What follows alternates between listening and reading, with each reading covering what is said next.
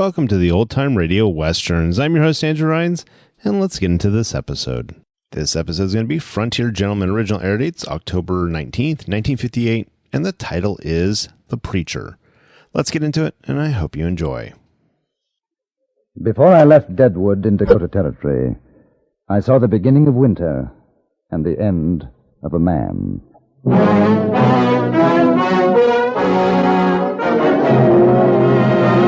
Frontier Gentleman.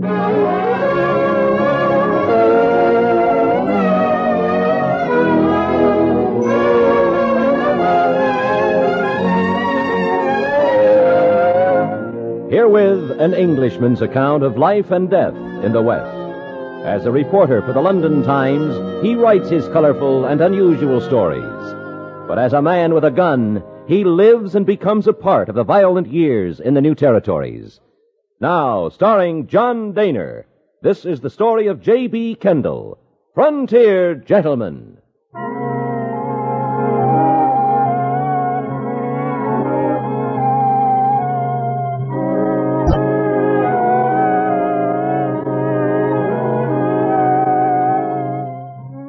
I had seen him several times in Deadwood, a tall, lean, almost cadaverous-looking man wearing a black frock coat, shiny with age, and trousers which were fraying at the knees. He would walk through the streets, lips moving in soundless words, seemingly oblivious of the turmoil and bustle surrounding him. It was a few days before my departure from Deadwood that I met him, and then, under rather unusual circumstances. I had gone to the gunsmith, Mr. Josiah Mellett, who was repairing some defect in my gun. Good morning, Mr. Kendall. Good morning, Mr. Mellett. Is my gun ready? Yes, sir. It was the pawl spring was mostly the trouble. I replaced the mainspring, too. She was a mite on the weak side.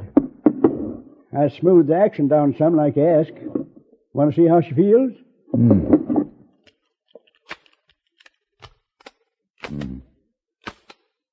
Yes. Yes, very good, Mr. Mellett. Thank you. Don't see many of those double-action Frontiers. Kind of new on the market. How do you like it? Very much.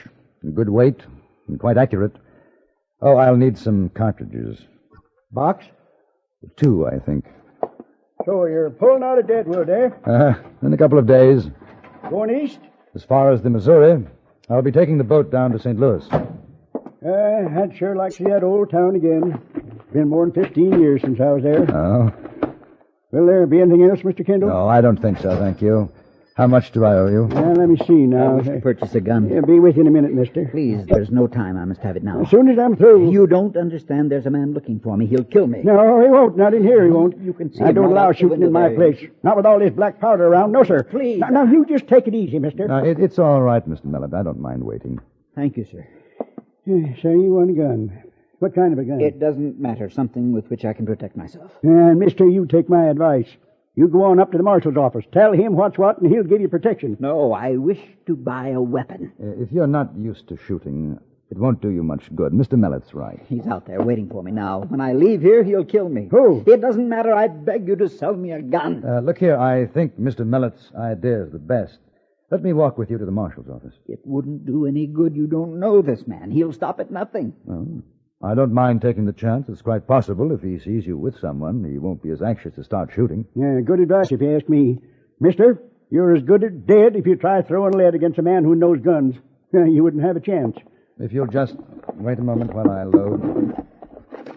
$3 will about do it, Mr. Kendall. Right. Sure hope you have a nice trip. You can come back this way, stop by. Yes, I will. Well, smells like we're going to have an early winter. You won't be missing much if we do. It surely can whistle up a mean freeze around here. Yes, I've heard. There. $3? Yeah, that's right. All right. Yeah. Much obliged. Thank you, Mr. Mellett. You know where the marshal's office is at? Yes, thank you. Goodbye, Mr. Mellett. You don't mind if I watch from the door, do you? No, not at all.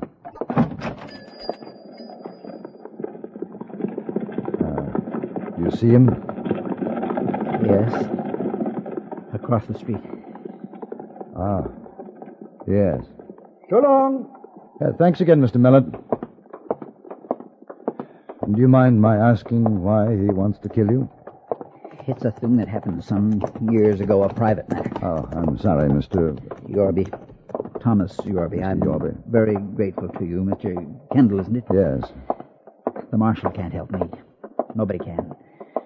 Sooner or later he'll do it. He'll find me, kill me. He swore he would. Slow down, Mr. Yorby. He's crossing over. Now listen to me. If he starts shooting, lie down.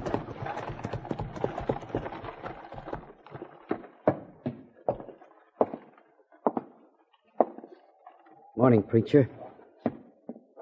Said your prayers today? What do you want? What do you think? You mind standing to one side, mister? I've come a long way to kill this fella. He's not armed. Doesn't matter none. Get out of the way. I don't like murder. Me neither. But shooting the preacher ain't murder. It's a kindness. I hate to meddle in a private affair, but Mr. Yorby asked for protection. I feel bound to see him safely to the marshal's office. I got no quarrel with you. Nor I with you. But I'm not letting you shoot an unarmed man. I won't take no chances swapping shots with you, mister. You might just be good enough to beat me. I got too much to live for. You're lucky, preacher. You're lucky you talked this fella into helping you. But he better stay almighty close to your side, because when you're alone, I'm coming looking for you. And next time I'll get you.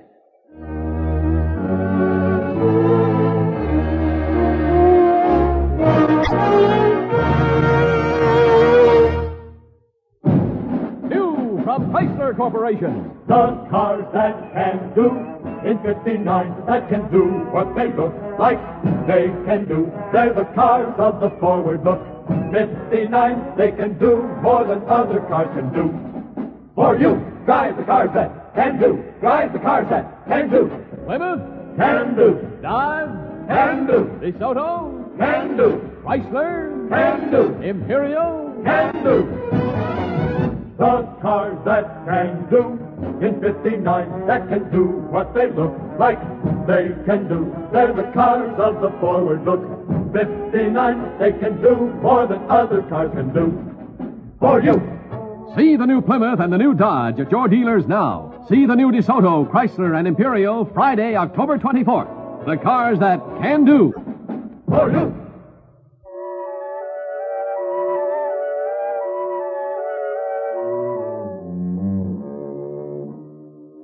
The stranger was a man of somewhat slight stature, hair graying.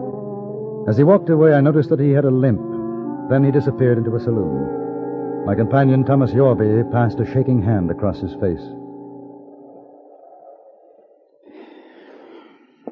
It would have been better to have had done with it. Let him kill you?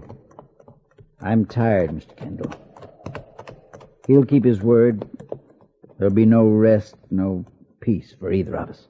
Let the marshal take care of it. No, it's useless. He can't arrest the man for something he hasn't yet done. But what are you going to do? Wait for him to find me again. Why not leave Deadwood? Go somewhere else. It'll be the same wherever I went. He'll follow. Sooner or later, he'll find me. Listen to me, Mr. Yorby. I don't know what you've done, but I shan't sleep very well at night unless I do my best to see you're not murdered. I shall be leaving myself in a couple of days. If you wish, you can share my hotel room and travel with me to Fort Pierre. You have no reason to do this.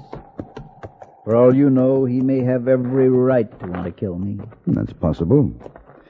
But in the meantime, we better get you off the street before he changes his mind and shoots us both in the back.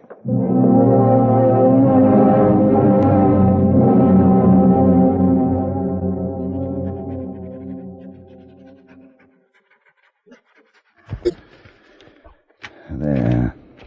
I envy you. Oh, I thought you were asleep. No.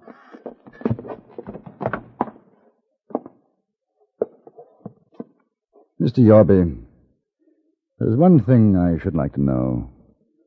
That man called you preacher. Are you a minister? I was. Oh. His name is Boyd Greer. I married his sister.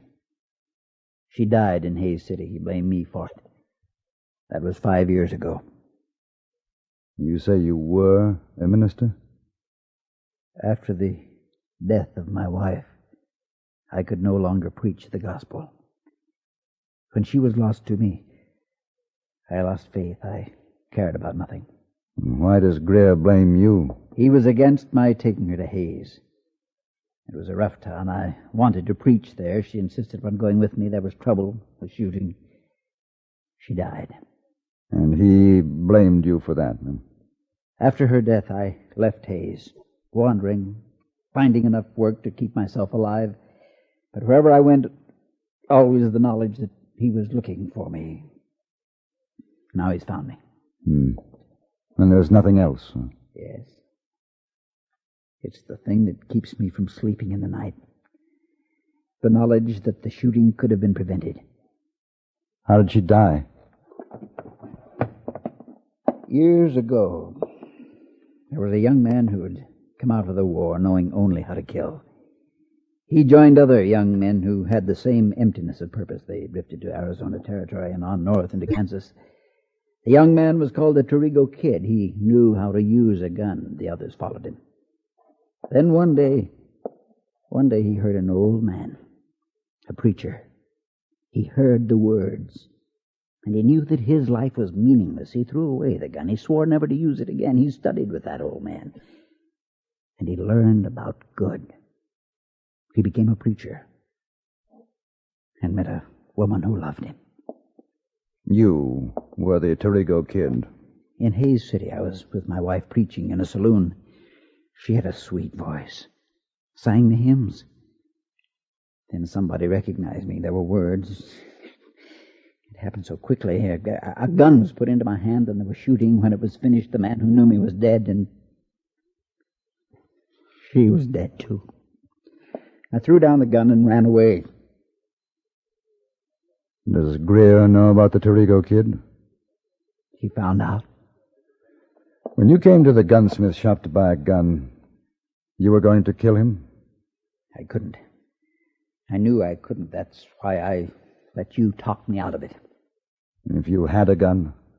He would be dead now. I'd rather die myself than that. Stay here. Where are you going? To find Greer. He won't listen to you. Why should he? I don't know, but he might. It's better if I face him myself alone and stop running. I've sinned. I used to think that turning to the Bible would cleanse me, but how could it? I have yet to complete payment for my sins. Perhaps my death will be an atonement. I don't think so. Will you stay in the room? All right, Mr. Kendall.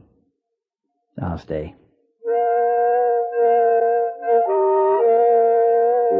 I left the hotel and walked back to Main Street, to where I had seen Greer go into the saloon.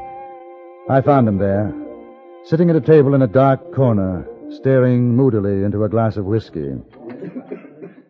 Is he hiring guns now? No. I came to talk. I have nothing to say to you. Are you drunk? No, I can't get drunk. If you kill him, bring back your sister. She'll rest easy. Will you? He lied. Coming into the house, that oily tongue, preaching about God, and all the time knowing what he'd been, what he was. Man can change. Not him. My sister was a nice girl. Pretty. She could have married a decent man, had kids. She could be alive today. He killed her as sure as if he shot her himself. Taking her to Hayes, throwing lead. Yes, he told me about it. Maybe he wasn't to blame. You finished what you come to say? He was going to buy a gun and shoot it out with you. He didn't. Gun-shy. No. He says he could kill you in a gunfight. I'm inclined to believe that he could. You'll never get the chance. Seems to me you're taking a lot on yourself, sitting in judgment. There isn't anybody else to do it. The law won't. The law might be more just. The law's wrong. And what does the law say about a man who kills in cold blood? It's execution. There's the difference. All right. Now I'll tell you something. I don't think you'll do it. Don't you push me too hard, mister. I might take my chances with you first. I'll make it easy for you. He's in my hotel room. I'll take you there. I won't interfere. If you think you can pull the trigger, do so. I say you won't, because you know it'll be murder. And they'll hang you for it. You lead the way, mister.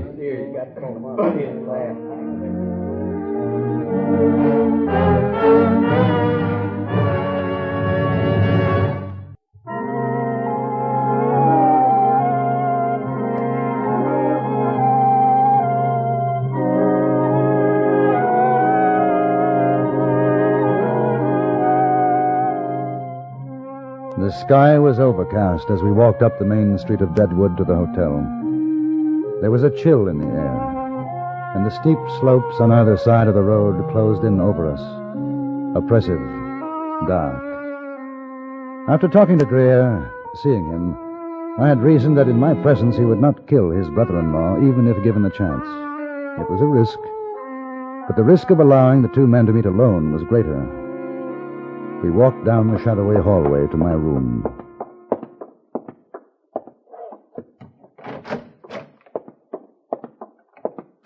Where is he? Well, I left him here. You make a move for your gun, mister, and I'll kill you. You and the preacher, mighty fancy play you're making. It was no trick. I thought he'd be here. Maybe he stepped out, huh? Then he'll come in and plug me in the back? All right. You just wait. When he shows his face in that door, I'm going to blow it off for him. We waited 10 minutes, 20, an hour. There was no sound. Through the window, I could see a few flakes of snow drifting down through the trees. It was cold in the room. Then I heard steps outside in the hallway. Greer heard them, too. Motioned to me for silence.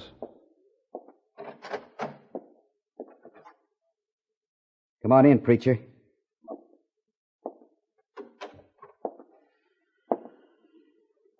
Funny thing. I've been sitting here kind of savoring the time when you'd come through that door and I'd put a bullet in your head. Now you're here, I want to watch your face. I want to hear you howl before I do it. Your pal. He figured to get me in here so you and him could finish me off, huh? Shoot. Get it over with. No hurry. No hurry at all. Where you been? I went down to the stage station, but I knew I could never run far enough, so I came back. Where you wanted, preacher? If it'll give you pleasure, shoot me where it'll hurt, so you can hear me scream. It hurt when she was killed. Why shouldn't it hurt you? Don't talk anymore. Do it and let me go in peace. There won't be any peace for you. Not even when you're dead. You can't have any power over that, boy. You shut that dirty mouth of yours, you hear? I'm not afraid now. I know the wrongs I've done. I know it was my fault she died, so go on. Shoot! Shoot! Shut up! You hear me? I won't listen to that stinking greasy lip of yours like preaching to me, you hear? Just know this one thing, Boyd. I could have killed you if I'd wanted to carry a gun. I didn't. I don't have to listen anymore. Now shoot or get out. Next one I don't miss. I've had enough of this. You get back where you belong, Put away mister. the gun or I'm going to take it from you. I'm telling Put it away. All this time, Wasted time. I've wanted to kill him. Couldn't think of nothing else. Listen to me, Boyd. I'll never be able to forget.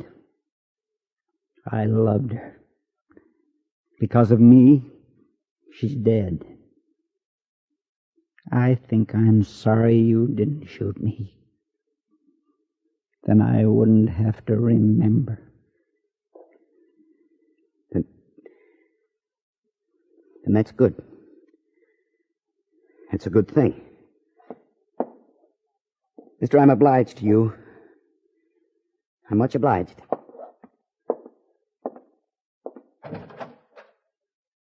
I ain't looking for you no more, preacher. You walk alone now. And you remember my sister. You remember what you done to her.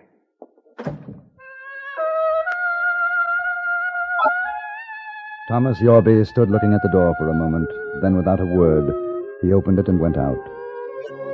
I watched from my window and saw the tall figure with head bent go out into the cold street, threadbare, shiny coat.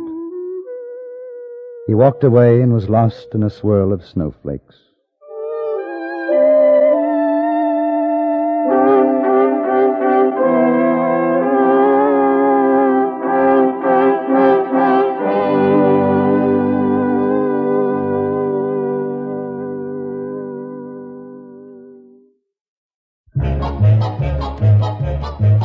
If it's new, Plymouth's got it. Got it. The 59 Plymouth's got it if it's new. If it's new, if it's new. The 59 Plymouth is at your Plymouth dealers now. It's new, it's wonderful, and it's here. New styling to make your heart sing. Plymouth for 59 has that fine car look. New Fury models at new lower prices. New swivel seats, swing you in when you enter, swing you out when you leave. New push-button heater, world's simplest temperature control. New Golden Commando V8, biggest engine in the low-price field. New Miramatic mirror, new automatic headlight dimmer, new sport deck, new everything. See the completely new 59 Plymouth. Drive the completely new 59 Plymouth at your Plymouth dealers now.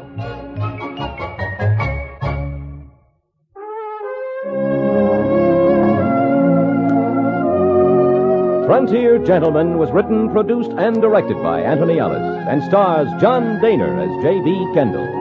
Featured in the cast were Waldo Epperson, Richard Perkins, and Ray Woods. Join us again next week for another report from the Frontier Gentleman. Bud Sewell speaking.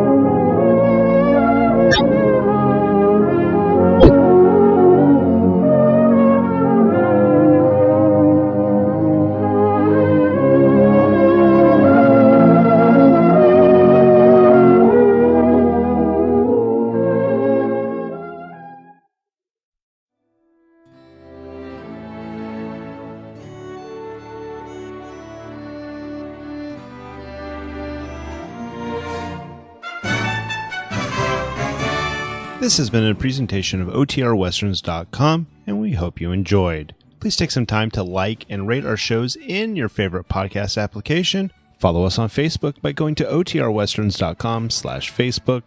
Join in the conversation by going to OTRWesterns.com/Discord.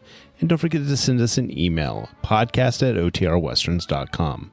This episode is copyright under the attribution non-commercial share alike copyright. For more information, go to OTRWesterns.com/copyright. Have a great day, and again, thanks for listening.